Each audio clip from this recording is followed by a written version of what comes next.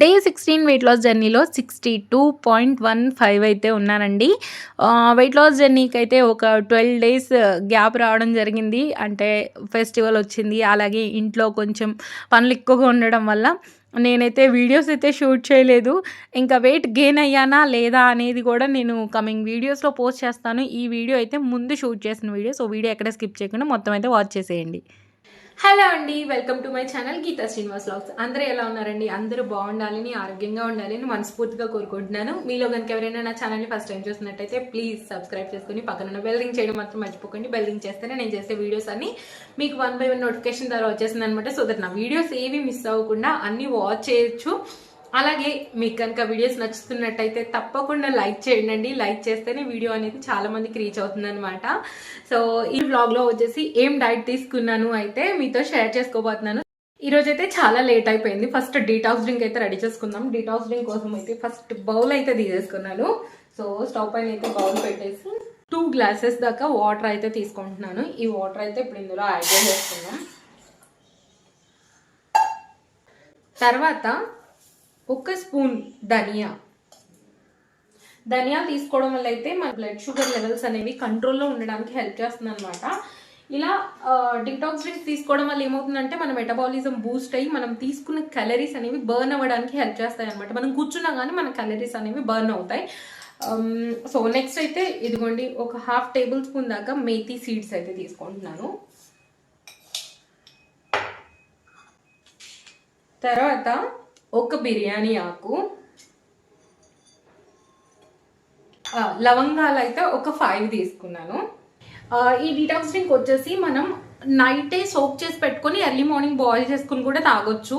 లేదు అంటే ఇలా ఎర్లీ మార్నింగ్ కూడా బాయిల్ చేసుకోవచ్చు అనమాట. ఇప్పుడు దాంట్లో ఉన్న మంచి ప్రాపర్టీస్ అన్నీ వాటర్లోకి దిగుతాయి. వాటర్లో దిగిన తర్వాత మనమైతే అందులో లెమన్ స్క్వీజ్ చేసుకొని తాగొచ్చు. లేదు అని అంటే డైరెక్ట్గా కూడా కన్జ్యూమ్ చేయొచ్చు.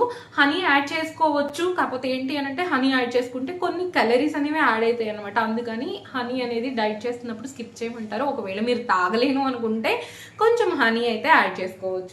ఇదిగోండి, మంచిగా బాయిల్ అయిపోతుంది. అసలు ఇంట్లో చాలా మంచి స్మెల్ అయితే వస్తుంది అనమాట. ఆ ధనియాలు, లవంగాలు, అలాగే ఏమంటారు బిర్యానీ ఆకు వేయడం వల్ల ఏదో బిర్యానీ వాటర్ బాయిల్ చేస్తున్నప్పుడు మనకు వస్తుంది కదా స్మెల్, అలా అయితే వస్తుంది అనమాట. ఇంక ఇదైతే రెడీ అయిపోయింది. ఇప్పుడు స్టవ్ కట్టేసుకొని మనం అయితే దీన్ని ఫిల్టర్ చేసేసుకుందాం.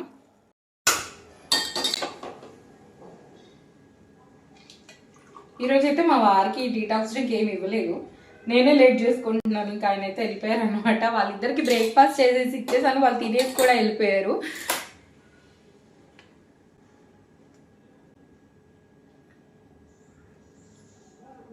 నేనైతే వేడిగా ఉన్నప్పుడే తాగుతాను. నాకు వేడిగా తాగితేనే చాలా నచ్చుతుంది అనమాట. ఈరోజైతే లెమన్ ఏం స్క్వీజ్ చేసుకోవట్లేదు, డైరెక్ట్గా తాగేస్తున్నాను. ఈరోజు డీటాక్స్ డ్రింకే లేట్గా తీసుకున్నాను. అయితే 1 అవర్ తర్వాత అయితే బ్రేక్ఫాస్ట్ రెడీ చేసుకుంటున్నాను. బ్రేక్ఫాస్ట్లో కూడా ఈరోజు రాగి జావ చేసేసుకుంటున్నాను అనమాట. ఇంకా రాగి జావ కోసం అయితే ఫస్ట్ కొన్ని వాటర్ తీసుకున్నాను. అంటే నాకు ఏ కన్సిస్టెన్సీ అలాగే ఎంత క్వాంటిటీ కావాలో దానికి తగ్గట్టు వాటర్ యాడ్ చేసేసుకొని ఒక 2 టేబుల్ స్పూన్స్ అయితే నేను రాగి పిండి యాడ్ చేసుకొని ముందే విస్కర్తో ఇలా మొత్తం కలిపేసుకుంటాను. కొంతమంది ఏంటి అని అంటే బాయిల్ అవుతున్నప్పుడు యాడ్ చేసుకుంటారు. నేను అలా కూడా చేస్తాను, ఇలా కూడా చేస్తాను. కాకపోతే నాకు ఇది ఈజీ ప్రాసెస్ అనిపిస్తుంది అనమాట. అందుకే ఇలా చేస్తున్నాను. రాగి తీసుకోవడం వల్ల అయితే మనకి బాడీకి కావాల్సిన కాల్షియం, ఐరన్ బాగా లభిస్తుంది. ఇదిగోండి, ఇలా మంచిగా బాయిల్ అయ్యి చల్లారిన తర్వాత ఇందులో అయితే కర్డ్ యాడ్ చేసుకుంటున్నాను. కొంతమంది మజ్జిగ యాడ్ చేసుకుంటారు. నేనైతే కర్డ్ యాడ్ చేసుకొని అందులో కొద్దిగా సాల్ట్ కూడా యాడ్ చేసి ఇలా విస్కర్తో మొత్తం అయితే కలిపేసుకుంటున్నాను. ఇలా చేసినా మజ్జిగ కలిపినట్టు అయిపోతుంది అనమాట. అంటే నేను ఇలా కర్డ్ వేసి మొత్తం ఇలా మిక్స్ చేసేసాను. ఈ గ్లాస్‌తో 1 గ్లాస్ అయితే నేను రాగి జావ అయితే తీసుకున్నానండి. కొంతమంది వచ్చేసి దీంట్లో ఇలాచీ ఫ్లేవర్ యూజ్ చేస్తారు. కొంతమంది హనీ యాడ్ చేసుకుంటారు. అంటే డిఫరెంట్‌గా చేసుకుంటారు. నేనైతే ఎప్పుడు ఇలా తాగుతూ ఉంటాను. నాకు నచ్చుతుంది. మా వారికి కూడా నచ్చుతుంది. కొంచెం ఎక్కువ క్వాంటిటీ చేశాను. తను కూడా తాగుతా అన్నారనమాట ఇంటికి వచ్చినాక. అందుకని చెప్పేసి కొంచెం క్వాంటిటీ ఎక్కువ చేసుకున్నాను. తర్వాత అయితే ఇవి పంప్కిన్ సీడ్స్ అయితే యాడ్ చేసుకుంటున్నాను. పంప్కిన్ సీడ్స్ తీసుకోవడం వల్ల కూడా మనకి ఐరన్ బాగా లభిస్తుంది. లంచ్లోకి వచ్చేసి పాలకూర ఫ్రై అయితే చేయబోతున్నాను. సో ఇదిగోండి, ఇంత పెద్ద పాలకూర కట్ట వచ్చేసి ఎంత ఉంటుంది అనుకుంటున్నారు? 10 అంటే 10 రూపీస్ అండి. నేను చాలాసార్లు చెప్పాను కదా, ఇక్కడ చాలా తక్కువ రేట్ అనమాట ఆకుకూరలు. ఇక్కడ వాళ్ళు కూడా చాలా ఆకుకూరలు ఎక్కువగా తింటుంటారు. చాలా హెల్త్కి మంచిదండి. పిల్లలకి ఆకుకూరలు పెడుతూ ఉండండి, వాళ్ళకి ఐసైట్ రాకుండా ఉంటుంది. అలాగే వాళ్ళకి రక్తహీనత అయితే రాకుండా ఉంటుంది అనమాట. ఎందుకంటే ఐరన్ ఎక్కువగా ఉంటుంది, ఫైబర్ ఎక్కువగా ఉంటుంది. కాబట్టి మనకి హెల్త్కి అయితే చాలా మంచిది. మనకు కూడా మంచిది, పిల్లలకని కాదు, వాళ్ళకి చేసి పెడుతూ మనం కూడా హెల్తీగా తినడం అయితే అలవాటు చేసుకుందాం. ఊర్లో అయితే మనకి చిన్న చిన్న కట్టలుగా చేసి అమ్ముతారు కదా, ఇక్కడ కొంచెం పెద్దగానే ఇలా కడతారు. ఇదైతే మనకి నాటుదైతే కాదండి, హైబ్రిడే అనమాట. ఇక్కడైతే ఇదే దొరుకుతుంది. సో ఏదో ఒకటి దొరికింది దాంతో మంచిగా హెల్తీగా చేసుకుందాం అని చెప్పేసి అయితే నేనైతే ఎక్కువగా తోటకూర, పాలకూర, అలాగే చుక్కకూర అయితే తెచ్చుకుంటూ ఉంటాను. మెంతి కూర కొంచెం తక్కువే చెప్పాలి అని అంటే. ఇంకా ఈరోజు అయితే పాలకూర ప్లాన్ చేసేసాను. పాలకూర పప్పు ఎప్పుడు పప్పు పప్పు పప్పు అయిపోతుంది అనమాట. సో ఈరోజు పప్పు చేయను, ఫ్రైయే చేస్తాను. మా వారు తింటారో లేదో తెలియదు, మరి చేయడం అయితే ఈరోజు ఇదే చేస్తున్నాను అనమాట. మంచి ఆకులు తీసిన తర్వాత ఇంత చెత్త అయితే వచ్చిందనమాట. ఇప్పుడు ఇదైతే పారేసేద్దాం. తర్వాత ఆకునైతే శుభ్రంగా వాష్ అయితే చేసేసుకొని వచ్చేస్తాను. అయితే డైట్ చేస్తున్నప్పుడు మీరు మీ వెయిట్కి తగ్గట్టు వాటర్ తీసుకుంటున్నారా లేదా చెక్ చేసుకోండి. అంటే ఏంటి అని అంటే, ఒకవేళ మనం 60 కిలోస్ ఉన్నామనుకోండి, అప్పుడు మనం ప్రతి 20 kgsకి 1 లీటర్ ఆఫ్ వాటర్ అయితే తీసుకోవాలన్నమాట. సో డేలో నేను వచ్చేసి 3 to 4 లీటర్స్ వాటర్ అయితే తీసుకుంటాను. అలాగే మనం vitamins, minerals, fibre, protein, carbohydrates, good fats అన్నీ ఉంటున్నాయా లేదా అయితే చెక్ చేసుకోవాలండి. ఎందుకనంటే డైట్ చేసి మళ్ళీ మనం డైట్ స్టాప్ చేసిన తర్వాత వెయిట్ గెయిన్ అవ్వకుండా ఉంటాము. అప్పుడే ఫైబర్ ఎక్కువగా ఉన్న ఫుడ్స్ తీసుకోవడం వల్ల ఏంటి అని అంటే, మనకి కాన్స్టిపేషన్ ప్రాబ్లం రాకుండా డైజెషన్కి బాగా హెల్ప్ చేస్తుంది. అందుకని చెప్పేసి ఫైబర్ ఎక్కువగా ఉండేలాగా ఇలా ఆకుకూరలు, అలాగే పీచు పదార్థాలు ఏవైతే ఎక్కువగా ఉంటాయో లైక్ ములక్కాడలు, ఇవైతే ఎక్కువగా కన్జ్యూమ్ చేస్తూ ఉండండి. క్యాలరీస్ తక్కువగా ఉన్న ఫుడ్స్ అయితే తీసుకోండి, లైక్ స్వీట్స్ అవాయిడ్ చేయండి. ఎప్పుడైనా ఒకసారి అంటే ఓకే అండి, అంటే ఒకేసారి వెయిట్ లాస్ అయిపోవాలి అనుకునే వాళ్ళైతే కంప్లీట్గా కట్ డౌన్ చేయండి. లేదు మేము మెల్లిగా వెయిట్ లాస్ అయినా పర్లేదు అనుకున్న వాళ్ళైతే ఎప్పుడైనా ఒకటి కన్జ్యూమ్ చేయొచ్చు. ఎప్పుడైనా ఒకటి ఏంటంటే ఎక్కువగా అయితే తీసుకోకండి. కూరకైతే ఫస్ట్ పోపు అయితే పెట్టేసుకుంటున్నా.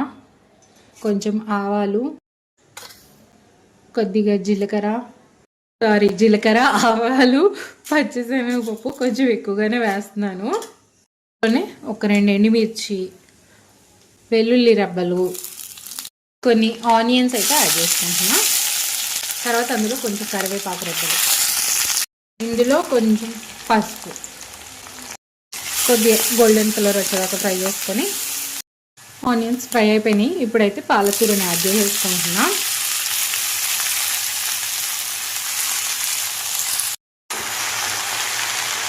ఆకైతే మగ్గిపోతుందండి తొందరగానే.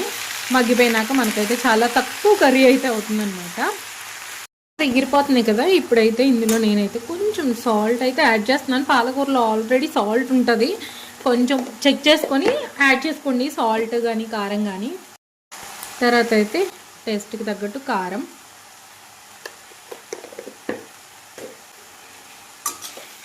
ఇప్పుడు మనం ఇందులో కొంచెం సాల్ట్ వేసాం కాబట్టి ఇంకొంచెం వాటర్ అయితే బయటకు వస్తాయి అన్నమాట.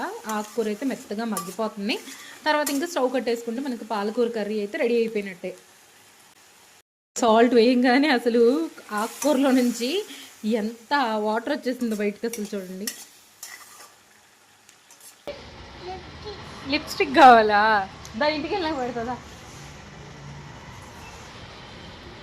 లిప్స్టిక్ కావాలా? నాకు ఇవ్వనిష్క బ్యాగ్, నాకు ఇవ్వవా? నాకు ఇవ్వ, పట్టుకుంటా. నై క్యూ ఇవ్వ బ్యాగ్, నై.